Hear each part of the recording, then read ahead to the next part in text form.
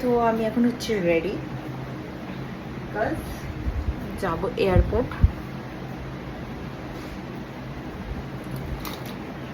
তো তোমরা জানো যে এয়ারপোর্ট আমি, অনেকে হয়তো জানো যে এয়ারপোর্ট কেন যাচ্ছে। আগের দিন তোমরা আমার ভিডিওতে দেখলে যে মার ভাইকে ছাড়তে গেছিলাম, তো যাবো এয়ারপোর্ট আনতে। তো চলো দেখা যাক।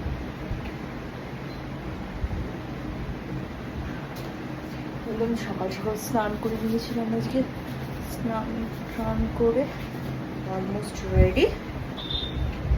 জাস্ট আমি নর্মাল ক্যাজুয়াল লুকে সবসময় থাকি, বিকজ আমার ভালো লাগে এইভাবে থাকতে। আমি খুব একটা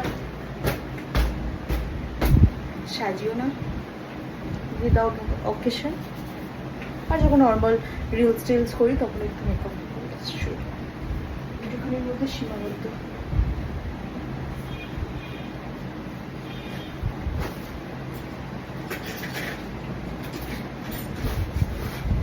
আমি কোনো মেকআপ কিছু করি না, জাস্ট একটু লিপ বাম। দেন রেডি হয়ে নর্মালি একটা ড্রেস পরে আমি বেরিয়ে গেছিলাম এয়ারপোর্টের জন্য।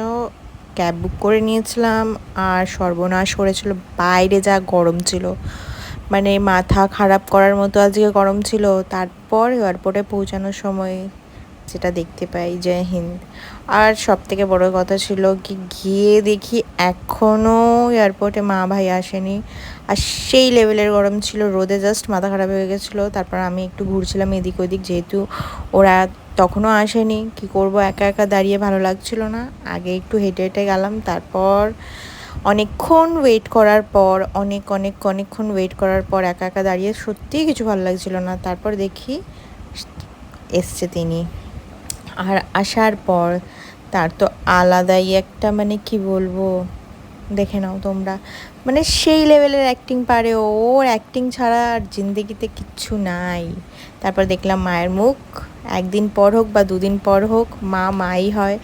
সে যতই হোক, মাকে যদি 1 ঘন্টাও না দেখি মনে হয় সত্যি মাকে যেন কতদিন দেখিনি। তো মা মাই হয়।